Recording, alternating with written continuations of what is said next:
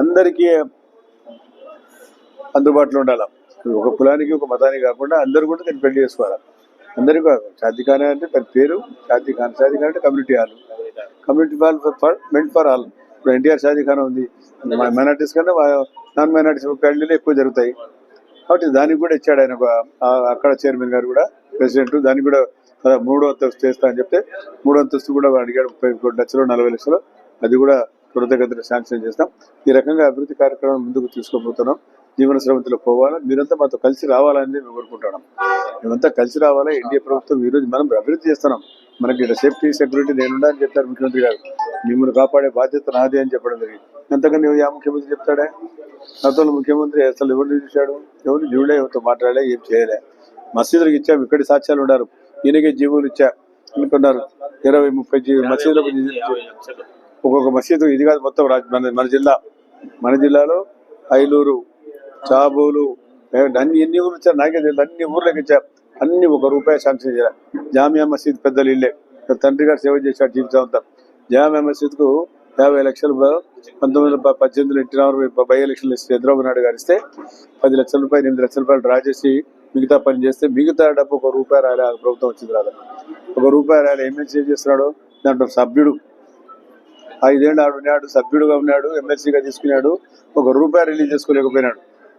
ఎందుకు ఉండాలని ముఖ్యమంత్రి పోయి అడగలేవా? ఇప్పుడున్న ముఖ్యమంత్రి నా పేరు తెలిసిన ఎవడు అని నేను గుర్తుపడతాడా అని ముఖ్యమంత్రి ఆయన పాత ముఖ్యమంత్రి లేకుండా అడగకుండా కనీసం 50 లక్షలు సార్ మనకు రిలీజ్ చేసిన ప్రభుత్వం చంద్రబాబు నాయుడు ప్రభుత్వం థ్యాంక్స్ చెప్పాలా. మిగతా డబ్బు మనం ఇవ్వాలా. అది ఇవ్వకపోతే నాకు చెడ్డ పేరు వస్తుందని చెప్పాలి. ఆయన చెప్పలేని వాడు ఎందుకు ఉండాలా? ఇంత నపుంసకులు రాజకీయాలు ఉండకూడదు. ధైర్యంగా పనిచేయాలా, లేకపోతే రాజకీయాలు వెళ్ళిపోవాలా. అది కూడా చేయకపోతే ఎట్లా? ఇప్పుడు 90 కోట్లు రావాలా. ఈరోజు ముఖ్యమంత్రి గారు ఎన్నోసార్లు విన్నవించాం. మేము సమయం ఇస్తా ఉన్నారు, సమయం తీసి ఇచ్చారు. మిగతాది కూడా రంజాన్లు వచ్చే ముందు వాళ్ళకి మళ్ళీ మిగతా డబ్బు కూడా వేసి రంజాన్లు ఘనంగా పండుగ జరుగుతారు కూడా ఏర్పాటు చేస్తామని చెప్పి తెలుగు. మసీదు కూడా 5,000 ఇస్తామన్నారు ముఖ్యమంత్రి గారు. గుర్తింపు ఉన్న మసీదులు అంటే మనం ఏదైతే మసీదు ఇప్పుడు మౌజన్లు ఉన్నారో వాళ్ళకి ఇస్తున్నారో ఆ మసీదు కూడా ₹5,000 ఇస్తామన్నారు ఫర్ మెయింటెనెన్స్ వారికి.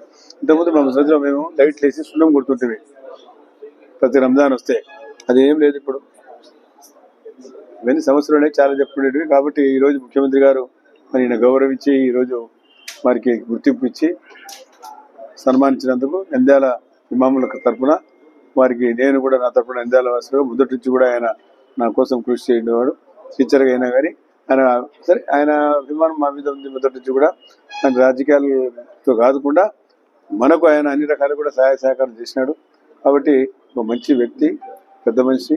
అప్పుడు ఇమాములందరూ సంఘ అధ్యక్షుడైన కాబట్టి వారికి ప్రత్యేకంగా వారి బృందం ఎవరైతే ఈ రోజు వచ్చినారో వారందరికీ పేరు పేరున నేను ధన్యవాదాలు తెలియజేసుకుంటూ వారిని ఇంతగా సత్కరించినాం. వారికి మళ్ళీ గౌరవం దక్కాలని చెప్పి తెలియజేస్తూ రిటైర్డ్ అయిన తర్వాత వచ్చే సంవత్సరం సంపూర్ణంగా మొత్తం మాకు పనిచేయాలని చెప్పి తెలియజేసుకుంటూ సెలవు తీసుకుంటున్నాను. అందరికీ నమస్కారం. నిన్న ఫరూక్ మంత్రి గారు జామియా మసీద్ గురించి నా గురించి కామెంట్ చేయడం జరిగింది. ఆయన సీనియర్ మంత్రి విషయం తెలుసుకోకుండా మాట్లాడటము ఆశ్చర్యం వేస్తూ ఉంది. బై ఎలక్షన్స్ లో చంద్రబాబు నాయుడు నంద్యాలలో ఏ రకంగానే గెలవాలని చెప్పేసి ఎన్నో రకాల అబద్ధాలు వాగ్దానాలు చేసింది నంద్యాల ప్రజలందరికీ తెలుసు. జుమ్మా మసీదుకు ₹50 లక్షలు ఇస్తామని చెప్పేసి చెప్పడం జరిగింది.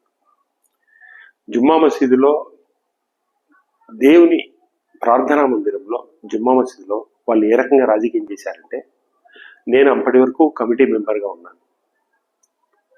విపరీతమైన ఒత్తిడి తెచ్చి కమిటీ వాళ్ళ మీద నన్ను కమిటీ మెంబర్గా తీసివేయించి తనకు కావలసిన వాళ్ళను, ఫరూకు కావలసిన వాళ్ళను కొంతమందిని, భూమా బ్రహ్మానందుడికి కావాల్సిన వాళ్ళని కొంతమందిని, ఇంకొక నాయకుడికి కావాల్సిన కొంతమందిని కమిటీలో మెంబర్లుగా ఏర్పాటు చేసి మసీదులలోకి రాజకీయాన్ని చొప్పించి కమిటీ ఏర్పాటు చేసి ₹50 లక్షలు ఇస్తామని చెప్పేసి ఒకసారి ఫరూక్ గారు, ఒకసారి భూమా బ్రహ్మానందరెడ్డి గారు వచ్చి మసీదుకు ఓపెనింగ్లు చేయడం జరిగింది. ఇది వాస్తవం కాదా? అయిన తర్వాత మీరు 1.5 సంవత్సరం దాదాపు పైన మీరు గవర్నమెంట్లో ఉన్నారు. ఇప్పుడు మాట్లాడుతూ ఉన్నారు మంత్రి గారు ఆయన మెంబరు అని 1.5 సంవత్సరం ఉన్నారు. మీరు ఏం చేసినారు? 50 లక్షల రూపాయలు ఇవ్వకుండా 9 లక్షలు ఇచ్చినారే, మిగతా డబ్బులు ఏమి ఇచ్చినారు? 1.5 సంవత్సరం దాటింది గవర్నమెంట్, ఎందుకు ఇవ్వలేకపోయినారు? తర్వాత మా గవర్నమెంట్, అప్పటికి నేను ఎమ్మెల్సీని కాదు, మార్కెట్ యార్డ్ చైర్మన్ కాదు, కేవలం మెంబర్గానే ఉన్నాను. జగన్మోహన్ రెడ్డి గవర్నమెంట్ ఇచ్చిన తర్వాత నేను మార్కెట్ యార్డ్ చైర్మన్ కావడం జరిగింది, తర్వాత నేను ఎమ్మెల్సీ కావడం జరిగింది. మీకు క్లారిఫికేషన్ కోసం చెప్తా ఉన్నాను. ఆ తర్వాత వైసీపీ గవర్నమెంట్ వచ్చిన తర్వాత ఆ అకౌంట్ ఫండ్స్ తీయడానికి పోతే మున్సిపాలిటీలో ఏదైనా సరే ఒక గ్రాంటు 50 లక్షల రూపాయలు శాంక్షన్ చేసినారంటే దానికి ఒక పద్ధతి పాడు అనేది ఉంటుంది, ఒక పద్ధతి ఉంటుంది. దేని కింద గ్రాంట్ చేసినారే? దాంట్లో ఒక 10 లక్షల రూపాయలు, మీరు చెప్పినట్టు 9 లక్షల రూపాయలు శాంక్షన్ ఖర్చు అయితే రిమైనింగ్ బ్యాలెన్స్ ఉంటుంది. ఆ బ్యాలెన్స్ నుంచి డ్రా చేయడానికి ఉంటుంది. గ్రాంటే లేదు, ఎలా డ్రా చేయడానికి ఉంటుంది? 9 లక్షల రూపాయల మరమ్మతుల కోసం ఇచ్చినామని చెప్పేసి రాసినారు. మళ్ళీ ఈ రోజు వైసీపీ గవర్నమెంట్ ఏం చేసినారని చెప్తారు? 1.5 సంవత్సరం 2 సంవత్సరాల దగ్గర దాదాపుగా మీరు గవర్నమెంట్లో ఉన్నారు. అప్పుడు 50 లక్షల రూపాయలు మీ వాగ్దానాన్ని నిలబెట్టుకోలేకపోయినారు. మళ్ళీ వచ్చిన తర్వాత ఏ రకమైన గ్రాంట్ లేకుండా ఉండి మళ్ళీ ఇవ్వాలని చెప్తారు. విచిత్రంగా మాట్లాడతారు. మళ్ళా రెండో విషయం, ఎమ్మెల్సీ గారికి జగన్మోహన్ రెడ్డి గారు తెలుసా? అప్పటి ముఖ్యమంత్రి, ఆయన గుర్తుపడతాడా? జగన్మోహన్ రెడ్డి మైనార్టీ పక్షపాతి, నన్ను గుర్తించే మార్కెట్ యార్డ్ చైర్మన్ చేశాడు, ఎమ్మెల్సీ చేసినాడు. ఎమ్మెల్సీ అయిన తర్వాత ప్యానెల్ చైర్మన్ గా ఎన్నుకున్నాడు, అష్యూరెన్స్ కమిటీ చైర్మన్ గా కూడా నన్ను ఎన్నుకున్నాడు. నంద్యాల మైనార్టీలకు ఎక్కువ శాతం ఉన్నారు కాబట్టి మున్సిపల్ చైర్మన్, 13 మంది కౌన్సిలర్లు, ఒక మైనారిటీ అడ్వైజరు, ఒక ఎమ్మెల్సీ, ఒక మార్కెట్ యార్డ్ చైర్మన్, ఇన్ని ఇచ్చినాడు జగన్మోహన్ రెడ్డి. మీరు చెప్పుకుంటారే చంద్రబాబు నాయుడుతో సమానంగా రాజకీయ అనుభవం ఉంది అని.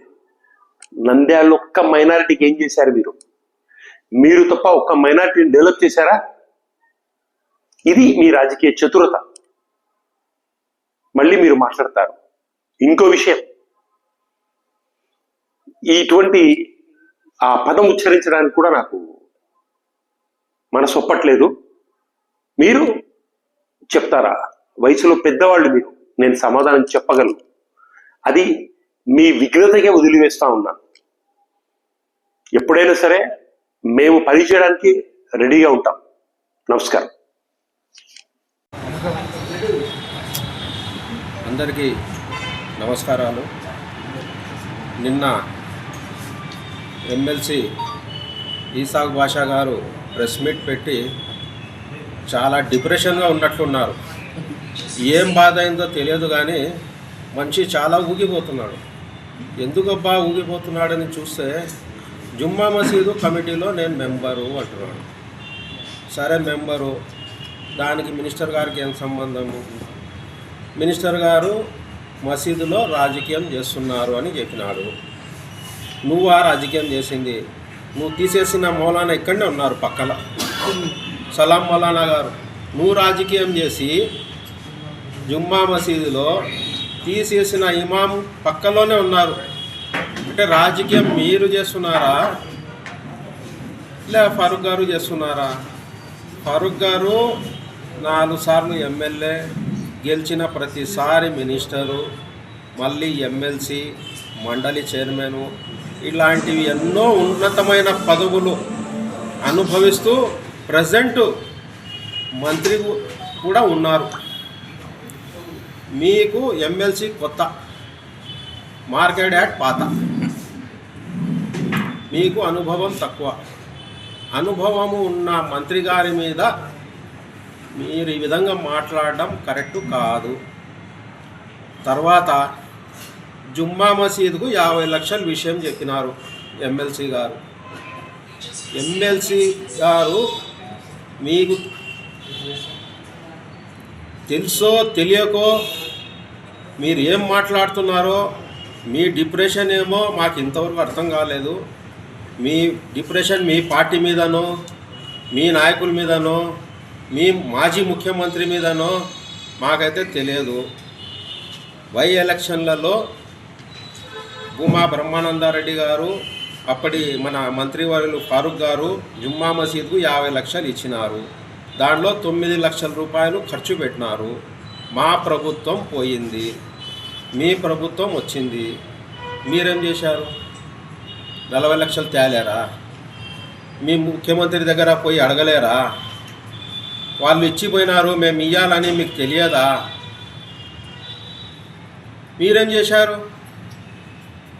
40 లక్షల రూపాయలు తేలేని మీరు ఎందుకు మీరు ఎమ్మెల్సీకి అర్హులా అని నేను డైరెక్ట్గా మిమ్మల్ని అడుగుతున్నాను. మీ ముఖ్యమంత్రి దగ్గర పోయి 40 లక్షల రూపాయలు, సార్ ఇట్లా మంత్రి ఫారూక్ గారు టీడీపీ హయాంలో 50 లక్షలు ఇచ్చినారు, వాళ్ళు 10 లక్షలు ఆల్రెడీ ఖర్చు పెట్టినారు, మిగతా 40 లక్షలు ఇవ్వాలి, మా ప్రభుత్వం వచ్చింది, మేము ఇవ్వాలని మీరు అడగలేరా? మీకు ఆ దమ్ము లేదా? సరే, మా ప్రభుత్వం పోయింది, మీ కౌన్సిల్ ఉంది కదా, మున్సిపాలిటీలో పోయి గెలికినా అంటున్నారు. మీరు మీ చైర్మన్ ఉన్నారు కదా, మీ నాయకుడు ఇచ్చిన చైర్మన్ ఉన్నారు, మీరు ఎమ్మెల్సీగా ఉన్నారు, మీరు పాత మార్కెట్ యార్డ్ చైర్మన్ ఉన్నారు, మళ్ళా ఒక సలహాదారుడు కూడా ఉన్నాడు కదా. ఇన్ని పదవులు ఇచ్చినారని చెప్తున్నారే మీరు. జగన్మోహన్ రెడ్డి గారు మీరందరూ కలిసి ఏం చేశారు? ఏం ఒక్క రూపాయి తెచ్చినారా మీరు పదవులు తీసుకొని? ఫారూక్ గారు ఎంతమందికి ఇచ్చారు? ఎన్ని మసీదులకు ఇచ్చారు? మంత్రిగా ఉన్నప్పుడు ప్రతిసారి మొన్న 90 లక్షల రూపాయలు కుబ్రా షాదీఖానాకి ఇచ్చినారు. వర్కులు జరుగుతున్నాయి, కావాలంటే చూడుకో, లేదా వాట్సాప్లో ఫోటోలు పెట్టమంటే పెడతాం. మైనార్టీలకు ఫారూక్ గారు చేసినంత ఉమ్మడి ఆంధ్రప్రదేశ్లో, ఆంధ్రప్రదేశ్ కాదు, ఉమ్మడి ఆంధ్రప్రదేశ్, తెలంగాణ, ఆంధ్రప్రదేశ్లో ఫారూక్ గారు 3 సార్లు మంత్రిగా పనిచేశారు. అప్పుడు హైదరాబాద్లో కూడా హౌస్ కట్టిన ఘనత మన ఫారూక్ గారిది. మైనార్టీ ఫైనాన్స్ కార్పొరేషన్ ముస్లిమ్స్లకు పెట్టిన ఘనత ఫారూక్ గారిది. షాదీఖానాలకు డబ్బులు ఇచ్చిన ఘనత ఫారూక్ గారిది. ఎన్టీఆర్ షాదీఖానా ఎవరు కట్టించినారాయా? ఎన్టీఆర్ కాంప్లెక్స్ ఎవరు కట్టించినారు? సాయిబాబా దేవాలయం ఎవరు ఇచ్చినారు? రోజాకుంటలో రోడ్ వెండరింగ్ ఎవరు చేసినారు? ఫస్ట్ మా ప్రాపర్టీలు కొట్టుమని ఘనత మన ఫారూక్ గారిది. ఖలీల్ టాకీస్ కానీ, రాజ్ టాకీస్ కానీ. అలాంటి పెద్ద మహానాయకుడిని నువ్వు ఏందేందో డిప్రెషన్లో మాట్లాడుతున్నారు మీరు. అర్థం కాలే మాకు. చూసినాం వీడియో. ఏం బాధప్పా ఎమ్మెల్సీకి, ఎంత డిప్రెషన్లో వచ్చేసినాడు. అసలు తెలిసి మాట్లాడుతున్నారా, తెలియక మాట్లాడుతున్నారా? సరే, మీ 5 ఏళ్లలో మీరేం తెచ్చినారు? ఫలానా మసీదుకు, ఫలానా ఈద్గాకు, మా ఈద్గా అల్ఫూర్ ఖాన్ ఈద్గాకు మంత్రి గారు ఫారూక్ గారు, ఎమ్మెల్యేగా భూమా బ్రహ్మానందరెడ్డి గారు 40 లక్షల రూపాయలు ఇచ్చి సిమెంట్ రోడ్లు వేసినారు. మిగతా ప్యాచింగ్ వర్క్ మేము 3 ఏళ్ళు బంగపోయినాం.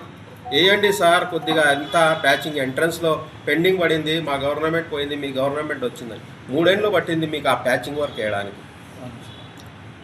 మున్సిపాలిటీ ద్వారా పనులు చేయలేక మీరు పోతున్నారు. మున్సిపాలిటీ చైర్మన్ గురించి మేము చెప్పాల్సిన అవసరమే లేదు. పేరుకు చైర్మన్, పదవులేమో అందరికి మైనార్టీలు. Chairman minority, MLC minority, market yard chairman minority, ప్రభుత్వ సలహాదారుడు మైనార్టీ. ఎందుకు? ఇప్పుడు మొన్న మౌజన్ ఇమాంలకు 1 గంటలో చంద్రబాబు గారుతో మాట్లాడి ఫారూక్ గారు 90 కోట్ల రూపాయలు రిలీజ్ చేసిన ఘనత ఫారూక్ గారిది. మొన్న వారం కూడా కాలేదు. ఇటువంటి మంచి మంచి పనులు మైనార్టీల కోసము, మైనార్టీ అభివృద్ధి కోసము చేస్తుంటే మీరు చూడలేక, ఓర్వలేక మీరు డిప్రెషన్లో వెళ్ళిపోతున్నారు. నంద్యాలకు మైనార్టీ సీటు చంద్రబాబు గారు తెలుగుదేశం మన ఫారూక్ గారికి ఇచ్చారు. బ్రహ్మాండమైన మెజార్టీతో గెలిచినారు.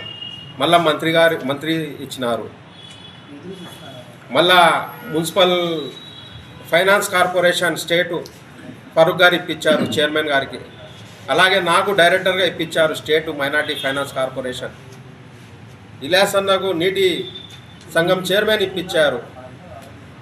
మొన్న అంజద్ ఆఫీసాబ్ గారికి రాష్ట్ర స్థాయి అవార్డు ఇప్పించారు.